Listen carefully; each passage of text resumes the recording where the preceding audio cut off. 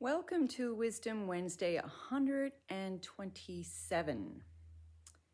Your practice should resonate with your evolving state of consciousness.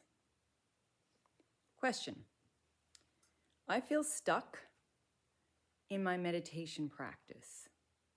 I was given a meditation technique 10 years ago, and I've been doing it as best as I can. But I don't see the results like I did when I first started my practice. Please tell me what is going on. Is there something I should know? Yeah, let's talk about your spiritual practice. What is a spiritual practice? And the spiritual practice that you may have, is it actually in alignment with your state of consciousness? Maybe you need to move on. Well, firstly, a person takes on a practice for the sake of evolving their consciousness. So you have to say, okay, I'm ready to take responsibility for my state of consciousness, and I need a technique, I need a practice that I'll do every day, so that with the promise that when I practice, there will be results in my state of consciousness, or there will be results in my body, or wherever the practice is concentrated on. A person who does not have a practice is becoming like a victim of the external forces around them. The moment you make a decision that I'm going to take on a spiritual practice, this is huge. Just to have a practice. And you can start with any kind of practice, but it's the consistent, everyday persistence with the practice that makes a huge difference. It's really saying that in your practice, that whatever you apply your attention to, you're saying, please God, O Divine One, guide me in your light.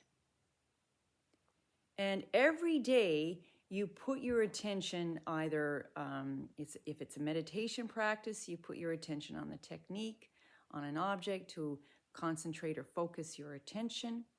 If it's a yoga practice, then the intention is to open up the channels and stretch the limbs and make your body feel more limber so that you can move freely about in life, but also to be able to sit and in stillness for your meditation practice. As we know, there's lots of practices out there that you can take on, and you have to connect with a teacher, or you can just feel it out from all the books and the information that's out there and just try your own practice. The hardest part with practice is we miss community. It is important to have your personal practice and make that part of your communion with the divine every single day. But there is something really powerful about group support in your practices. You should at least be going once or twice or a week or whatever you can do with a group, because it's the group energy that supports us in practice. So if a person doesn't take on a practice, and this is really crucial, it kind of means that whatever intention they have, it's not about evolving their consciousness. Their intention is going to go external and about evolving or trying to change or control or increase their material gain in life. And we all know, if you understand spiritually what is going on, that everything on the matter world changes and dissolves. But if you invest in your personal practice, then you're investing in your life force. You're investing into health and well-being. You're investing into your authentic nature. Life just gets better when you have a practice. If you don't have a practice, your mind is scattered. It doesn't know its purpose, and it doesn't get to have those opportunities to connect with the divine. And that's the blessedness. That's why we practice, is to have those moments where we're sitting with the flow. That's what the divine is. It's like you're in the flow. You're in the flow of life. And life is so much better when you have a practice. So your practice could look like anything. It can be, you start off with a yoga practice or some kind of a physical practice like a run every day, or a physiotherapy, or whatever practice you make a commitment because you want to forward your life in that area. And then after a while, you may feel like you might be feeling that whatever level, like you started maybe 3 years ago doing a yoga practice and say, now you're ready for something a little bit more. Well, then you go and find out a meditation practice, maybe the breath technique. And then you say you practice an hour in the morning of yoga, and then you add another 30 minutes 3 years later onto your practice every day. So you got a couple of hours of yoga and meditation. And then at some point you may feel like the meditation is just not going far enough or getting you the results that you want. So then it's time to change or add another technique. Now you might go to your guide or your meditation teacher or whatever, and they will give you something else. For instance, you might receive a Kriya exercise or a Kriya practice. You might get one Kriya, or you might get 3 or 4 or a series of Kriyas, and then that will start to increase your practice in the morning. So you got a yoga practice, you got a meditation practice, you got a Kriya practice. And say you're starting to practice that for several years, your life is enhanced, you more joy in your life, things are working well, things are flowing, but your soul, your spirit is looking for something even more. And this is what happens when we evolve. Once we get a practice, there's actually a transformation happening inside.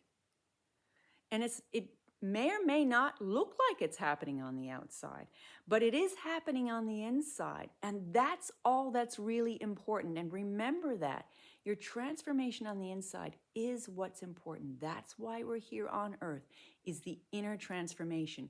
The external phenomena is only to trigger, to support your evolution. You're not here as an ego to collect and gain and acquire more material things and to enhance your life on a material level. That's not what we're here to do. We're here to use what's around us as opportunities to evolve our consciousness. But it's because of our daily commitment to our practice that we are able to access the power that can happen inside of us when life situations come up and they challenge us. It's our practice that actually gets us past those difficult periods in life. So as I said, your inner spirit is going to start calling more out of you, want more from you, because you're committed. So then after a certain while, and this is true for myself, years and years of a certain type of practice, I realized I need something a little more subtle, a little more deeper. And it might be, I need more stillness. I need more silence. I need more depth. I need more subtlety. I need more communion with the divine, less activity in the external world. So then your guide or your teacher will teach you how to listen. Listen to the subtleties. Maybe listen to the Om, the sound of silence. Maybe get you to sit in longer stillness in your meditation practice, and guide you how to connect with pure consciousness and observe the pure consciousness as opposed to the attention always falling on the objects of the external world or of your five senses. So as you evolve in your practice, you're evolving your consciousness, and you might need different types of practices to help you go deeper and deeper and deeper. So I hope that helps you in your meditation practice, and feel free to contact me if you want any extra support. But that's it for today's Wisdom Wednesday. Bye for now.